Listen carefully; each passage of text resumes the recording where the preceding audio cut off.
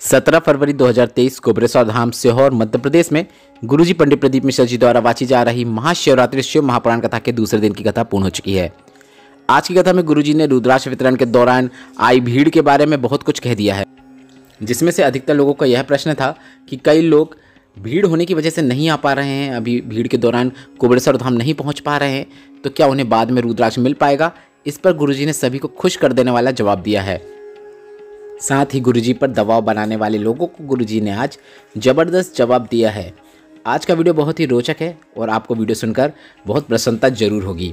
साथ ही कल महाशिवरात्रि है और इसी महाशिवरात्रि शिव महापुराण कथा में गुरुजी पंडित प्रदीप मिश्रा जी ने एक विशेष उपाय बताया है जो आपको कल करना है।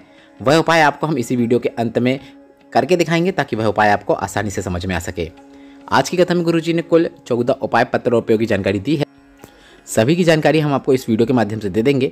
अगर आपने आज की कथा नहीं सुनी है तो पूरी कथा का रास्ता तो आपको इस छोटे से वीडियो से प्राप्त होने वाला है। बढ़ते हैं आज की कथा की पहली जानकारी की ओर। गुरुजी ने कहा, जिस प्रकार से आपके अंदर लोभ, आसक्ति, काम, तृष्णा बढ़ जाता है तो ऐसे में महादेव की प्राप्ति आपको नहीं हो सकती है, महादेव नहीं मिलते हैं। उसी प्रकार यहाँ पर कुबेरेश्वर धाम में इतनी बड़ी मात्रा में भीड़ आ गई है, शिव भक्त आ गए हैं, जिस कारण से अच्छी अच्छी कंपनियों के भी नेटवर्क बंद हो गए हैं, ठप हो गए हैं, नेटवर्क नहीं मिल रहा है, जिसके कारण कई लोग आपस में ही नहीं मिल पा रहे हैं, कई लोग गुम जा रहे हैं। तो ऐसे में सबसे अच्छा तरीका है, जो नहीं मिल रहा है, जो ढूंढ रहा है, दोनों अपने परिवार में फ़ोन लगाकर बता दें कि मैं यहाँ हूँ, ताकि ढूंढने वाला व्यक्ति भी घर में परिवार में फ़ोन लगा के पूछ ले कि वह कहाँ पर है। इस प्रकार से उसे ढूंढा जा सकता है, इस प्रकार से उसकी सूचना प्राप्त हो सकती है। उसी तरह आपके अंदर लोभ, आसक्ति, काम, तृष्णा आ गई है तो आपको महादेव नहीं मिल सकते हैं, तो आपको भी श्रद्धा से भगवान के मंदिर में जाना शुरू कर देना है, महादेव के पास जाकर बैठना शुरू कर देना है। बढ़ते हैं आज की कथा की दूसरी जानकारी की ओर। गुरुजी ने कहा, कई लोग फेसबुक, यूट्यूब, व्हाट्सएप के माध्यम से हम पर दबाव बनाने की कोशिश कर रहे हैं। वो सोच रहे हैं पंडित प्रदीप मिश्रा में दबाव डाल दिया जाए ताकि वह अगली बार रुद्राक्ष महोत्सव ना कर सके। तो ऐसे लोगों को गुरुजी ने जवाब देते हुए कहा कि आप लोग इस अंदाज में बिल्कुल भी मत रहना। इस बार जितना आयोजन किया गया है, अगली बार इससे 10 गुना बड़ा आयोजन किया जाएगा और अगली बार इस बार से 10 गुना अधिक भीड़ आएगी और रुद्राक्ष महोत्सव भी होके ही रहेगा। सब देखते रह जाएंगे क्योंकि शिव पर मेरा विश्वास अटूट है। बढ़ते हैं आज की कथा की तीसरी जानकारी की ओर। एक महिला महाराष्ट्र से पत्र लेकर आई जिसमें उन्होंने लिखा, मुझे 2022 में तकलीफ हुई तो मैं हॉस्पिटल गई, जहाँ पर डॉक्टर ने बताया गर्भ के अंतर्गत आपको कैंसर हो गया है। डॉक्टर ने ऑपरेशन की बोल दिया और हमने ऑपरेशन की सोच लिया और डॉक्टर ने कहा ऑपरेशन के बाद कीमो होगा। यह सुनकर पूरे घर के लोग चिंतित हो गए, दुखी हो गए। किसी ने बताया सीहोर वाले महाराज की कथा सुने और एक लोटा जल का महत्व महाराज बताते हैं वह सुने। मैंने भी आपकी कथा सुनना शुरू किया, साथ में एक लोटा जल और एक बेलपत्र शिवलिंग पर चढ़ाकर उसको खाना शुरू किया, जल का आचमन करना शुरू किया। ऐसा मैं निरंतर करती। इसके बाद कुछ दिनों बाद मैं जब जांच कराने गई तो बाबा की कृपा से डॉक्टर ने बताया कि अब गठान नहीं है, गठान गल चुकी है और तुम्हें कैंसर भी नहीं है, अब तुम्हें ऑपरेशन की भी ज़रूरत नहीं है। उसी का आभार व्यक्त करने में कथा पंडाल में आई हूँ। बढ़ते हैं आज की कथा की चौथी जानकारी की ओर। सोनी सिंह जी दिल्ली से पत्र लेकर आई जिसमें उन्होंने लिखा, एक लोटे जल का महत्व हम कॉलेज में पढ़ने लिखने वाले लोग नहीं जानते थे, नहीं मानते थे, पर मेरे बच्चेदानी में गांठ होने की वजह से 9 वर्षों से मुझे रजस्वला धन भी नहीं आया था, पेट में दर्द बना रहता था, रोज़ 3 इंजेक्शन लगते थे पर किसी से भी आराम नहीं पहुंच पाता था। फिर किसी ने मुझे आपकी कथा और एक लोटे जल का महत्व बताया। मैं निरंतर रोज़ एक लोटा जल शिवालय में जाकर शिवलिंग पर अर्पित करना शुरू कर दी। उस जल को प्राप्त करके उसका आचमन भी करती और बाबा की कृपा से मेरी गठान खुल गई है और अब मुझे इंजेक्शन लेने भी नहीं पड़ते हैं। उसी का आभार व्यक्त करने में कथा पंडाल में आई हूँ। बढ़ते हैं आज की कथा की पांचवी जानकारी की ओर। गुरुजी ने कहा, हमारे सनातन धर्म में नियम है, जिस भोजन की थाली में तुलसी का दल नहीं होता है उस भोजन को नारायण स्वीकार नहीं करते हैं और जिस व्यक्ति के गले में रुद्राक्ष नहीं होता है उसे महादेव स्वीकार नहीं करते हैं। बढ़ते हैं आज की कथा की छठवीं जानकारी की ओर। गुरुजी ने कहा, कई लोग बोल रहे हैं कि गुरुजी रुद्राक्ष से क्या होता है, तो इस पर गुरुजी ने कहा, आप गीता प्रेस की शिव पुराण लाकर सुनो, पढ़ो, स्कंद पुराण पढ़ो, पद्म पुराण पढ़ो, उसमें तुम्हें रुद्राक्ष का महत्व का वर्णन जरूर मिलेगा और आप खुद देख सकते हैं रुद्राक्ष कितना अनमोल है कि भोपाल से इंदौर तक गाड़ियां रेंग रेंग कर चल रही हैं। बढ़ते हैं आज की कथा की सातवीं जानकारी की ओर। आज गुरुजी ने बहुत ही बड़ी घोषणा कर दी। गुरुजी ने कहा, लोगों ने कहा कि रुद्राक्ष नहीं मिला है, तो इस पर गुरुजी ने कहा, हमने पिछले 2 वर्षों के रुद्राक्ष महोत्सव में यह सीख लिया है, यह अंदाज़ा लगा लिया है कि हर साल रुद्राक्ष महोत्सव तो करेंगे, भव्य आयोजन करेंगे, रुद्राक्ष का शिवलिंग भी बनाएंगे, रुद्राक्ष का अभिषेक भी होगा, सब कुछ होगा, कथा भी होगी, शिव महापुराण कथा भी रुद्राक्ष महोत्सव के दौरान होगी, पर रुद्राक्ष का वितरण नहीं होगा। मतलब गुरुजी रुद्राक्ष महोत्सव में सब कुछ करेंगे, रुद्राक्ष का अभिषेक भी करेंगे, सिद्ध भी करेंगे, पर उसका वितरण नहीं करेंगे।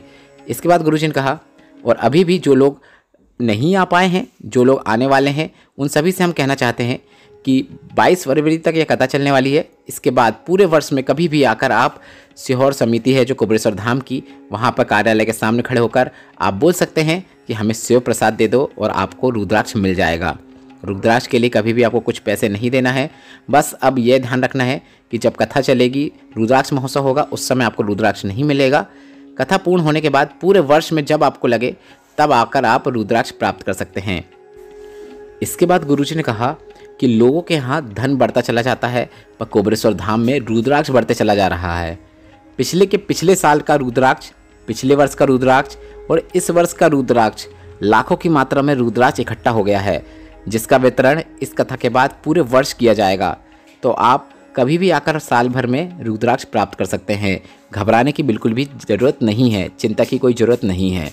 बढ़ते हैं आज की कथा की 8वीं जानकारी की ओर। शिव के मंदिर में कोई ऐसे ही नहीं चले जाता। शिव के मंदिर में वही जा पाता है जिसके दिल में शिव का मंदिर बन जाता है, वही शिव मंदिर जा पाता है, और जिससे महादेव चाहते हैं वही शिव मंदिर तक पहुंच पाता है। बढ़ते हैं आज की कथा की 9वीं जानकारी की ओर। ललिता मालवीय जी देवास से पत्र लेकर आई, जिसमें उन्होंने लिखा, मेरी बेटी के गले में एक गठान और एक हाथ में गठान हो गई थी, और मुझे भी कमर के पास एक गठान हो गई थी। डॉक्टर के पास गए तो डॉक्टर ने ऑपरेशन की बोल दिया था।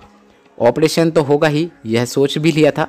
फिर हम शिवलिंग पर जल चढ़ाना शुरू कर दिया, बेलपत्र चढ़ाना शुरू कर दिया, और शिवलिंग पर चढ़े हुए जल और बेलपत्र का आचमन करना भी शुरू कर दिया। कुछ दिनों बाद जब हम फिर से हॉस्पिटल गए तो ऑपरेशन थिएटर में जाने से पहले डॉक्टर ने चेकअप किया, और डॉक्टर ने कहा अब इनको ऑपरेशन की ज़रूरत नहीं है क्योंकि गठान गल चुकी है। उसी का आभार व्यक्त करने हम कथा पंडाल में आए हैं। बढ़ते हैं आज की कथा की 10वीं जानकारी की ओर। कोशिकला जी मथुरा से पत्र लेकर आए, जिसमें उन्होंने लिखा, मेरी बेटी को ससुराल में बहुत ही दुखी रखते थे और ऐसी नौबत आ गई थी कि तलाक होने वाला था। हमने टीवी पर आपकी कथा सुनना प्रारंभ किया। 1 लोटा जल सारी समस्या का हल, यह सुना मेरी बेटी रोज 1 लोटा जल शिवालय में जाकर चढ़ाने लगी और बाबा से रोज निवेदन करती, आपने ही सब दिया है और अब आगे आपको ही सब संभालना है। मेरी बेटी ने सोमवार अष्टमी के उपाय किए, साथ में उसने पशुपतिनाथ व्रत भी करना शुरू किया। दूसरा ही सोमवार था, ससुराल वालों का फ़ोन आया और उन्होंने बेटी को घर बुला लिया। बेटी अभी खुशी खुशी घर पर रह रही है। बढ़ते हैं आज की कथा की 11वीं जानकारी की ओर। गुरुजी ने कहा, अगर तुम सीहोर कुबेरेश्वर धाम की धरा में सो रहे हो, अकेले बैठे हो, तो यह मत सोचना कि आप अकेले हो। अगर आपके आसपास एक कंकड़ भी है तो यह ध्यान रखना कि आपके आसपास कंकड़ रूपी शंकर विद्यमान है। बढ़ते हैं आज की कथा की 12वीं जानकारी की ओर। पूजा शर्मा जी अंबाला से पत्र लेकर आई, जिसमें उन्होंने लिखा, मेरा बेटा 5 साल का हो गया था पर एक भी शब्द नहीं बोल पाता था। हमने उसे चंडीगढ़ में इलाज कराया पर डॉक्टर ने कहा हमारे यहाँ आवाज़ लाने का कोई क्रम नहीं है, आप इसे घर ले जाएं और घर में ही कुछ प्रयास करें। एक माँ जो कर सकती थी वह सब कुछ हमने किया। हमने किसी को दिखाया तो उसने कहा पूरे जीवन में आवाज़ नहीं आ सकती। किसी ने कहा पशुपतिनाथ व्रत करो, हमने पशुपतिनाथ व्रत भी किया, फिर भी आवाज़ नहीं आई। हमने शंकर भगवान के सारे उपाय करे पर कुछ भी लाभ नहीं हुआ। फिर किसी ने कहा सीहोर जाओ, तो हमने डॉक्टर की रिपोर्ट लेकर सीहोर आए और वहाँ पर कुबेरेश्वर धाम में जो रुद्राक्ष मिल रहा था, रिपोर्ट दिखाकर रुद्राक्ष लिया क्योंकि रुद्राक्ष वितरण बंद था। दिसंबर 2022 में हम रुद्राक्ष लेकर आ गए। उस रुद्राक्ष का जल शिवलिंग पर चढ़ाकर उस जल को मेरे बेटे को देना प्रारंभ किया। और आप कहते हैं 3 महीने के अंदर कुबेरेश्वर धाम कुबेर भंडारी वापस बुला लेता है, वही मेरे साथ हुआ है। मेरे बेटे की आवाज़ आ गई है और 3 महीने के ही अंदर मैं वापस कुबेरेश्वर धाम आई हूँ आभार व्यक्त करने। बढ़ते हैं आज की कथा की 13वीं जानकारी की ओर। एक पत्र आया जिसमें लिखा था, गुरुजी निवेदन है, हम हिमाचल से आए हैं, रुद्राक्ष मिले ना मिले पर हम सीहोर की धरा में आ गए, महादेव से मिलने आए हैं, बस इतना ही काफ़ी है। पर यहाँ पर आकर कुछ लोग व्यवस्थाओं को लेकर आड़ा टेढ़ा बोलते हैं, आलोचना करते हैं। उसको देखकर, उसको सुनकर दिल कचोट जाता है, बहुत बुरा लगता है। ऐसा लगता है कि यह लोग महादेव से मिलने नहीं आए हैं बल्कि अपने किसी स्वार्थ के उससे यहाँ पर आए हैं। बढ़ते हैं आज की कथा की 14वीं और अंतिम जानकारी की ओर। कल महाशिवरात्रि है और कल जो पहले दिन की कथा पूर्ण हुई थी, महाशिवरात्रि शिव महापुराण कथा के पहले दिन की कथा में गुरुजी ने एक विशेष उपाय बताया, जो उपाय सिर्फ और सिर्फ सोमवार की अष्टमी या फिर किसी विशेष प्रदोष में करना पड़ता है। कल 18 फरवरी है, महाशिवरात्रि है और विशेष प्रदोष भी है। कल शनि प्रदोष भी है। ऐसे में इस उपाय को आप कल जरूर करें। और यह उपाय एक ऐसा उपाय है, आपने पशुपतिनाथ व्रत कर लिया, सोमवार अष्टमी का भी उपाय कर लिया, कई उपाय कर लिए, फिर भी आपकी मनोकामना अभी तक पूरी नहीं हुई है, तो ऐसे में यह उपाय किया जाता है। यह उपाय रोज़ नहीं करना है, सिर्फ कुछ विशेष दिनों में ही यह उपाय किया जाता है। गुरुजी ने यह उपाय सोमवार की अष्टमी या फिर किसी विशेष प्रदोष में करने को कहा है। तो 18 फरवरी मतलब कल महाशिवरात्रि में शनि प्रदोष है, तो इस उपाय को करके आप अधिक से अधिक लाभ प्राप्त जरूर करें। आपकी किसी भी प्रकार की मनोकामना हो, महादेव माता पार्वती वह जरूर पूरी करेंगे। यह उपाय करने के लिए आपको एक कलश जल लेकर शिवालय पहुँच जाना है और सबसे पहले जल आपको गणेश भगवान के स्थान पर अर्पित करना है। इसके बाद जल आपको माता अशोक सुंदरी के स्थान पर अर्पित करना है। इसके बाद जल आपको शरणानंद कार्तिकेय भगवान के स्थान पर अर्पित करना है। इसके बाद जल आपको माता पार्वती के हस्तकमल मतलब शिवलिंग के कटी भाग पर अर्पित कर देना है और कलश में थोड़ा सा जल बचा लेना है और शिवलिंग के ऊपर जल अर्पित नहीं करना है। इस बात का ध्यान रखें, इस उपाय में आपको शिवलिंग के ऊपर जल अर्पित नहीं करना है। थोड़ा सा जल जो आपने बचाया है, उस जल को आपको बेलपत्र के पेड़ के पास जाकर बेलपत्र के पेड़ के नीचे अर्पित कर देना है। इस उपाय में आपने शिवलिंग पर जल नहीं चढ़ाया है। इस प्रकार से जल चढ़ाने से महादेव चिंतित हो जाते हैं कि यह मेरा भक्त है, इसने ऐसा क्यों किया। महादेव माता पार्वती से कह देते हैं कि मेरा भक्त है और अगर उसने शिवलिंग पर भी जल नहीं चढ़ाया है, पर उसने तुम्हारे हस्तकमल पर मतलब शिवलिंग का जो कटी भाग होता है उस पर जल चढ़ा दिया है, तो मैं उसे जितना फल प्रदान करता हूँ, तुम उससे उसे 2 गुना फल अधिक प्रदान कर देना। तो यह उपाय आपकी मनोकामना तो पूरी करेगा ही, पर आपको दुगना फल की भी प्राप्ति होने वाली है। पर यह उपाय सिर्फ और सिर्फ विशेष दिनों में करना है, रोज नहीं करना है। उपाय कैसा लगा? उपाय से संबंधित प्रश्न आप हमसे कमेंट के जरिए पूछ सकते हैं। और रुद्राक्ष महोत्सव के दौरान आज गुरुजी ने जो जवाब दिए हैं वो आपको कैसे लगे, उनकी प्रतिक्रिया भी आप कमेंट के जरिए दे सकते हैं। मेरे द्वारा दी गई यह जानकारी अगर आपको उपयोगी लगी हो तो वीडियो को लाइक करके कमेंट बॉक्स में हर हर महादेव टाइप करना मत भूलिएगा।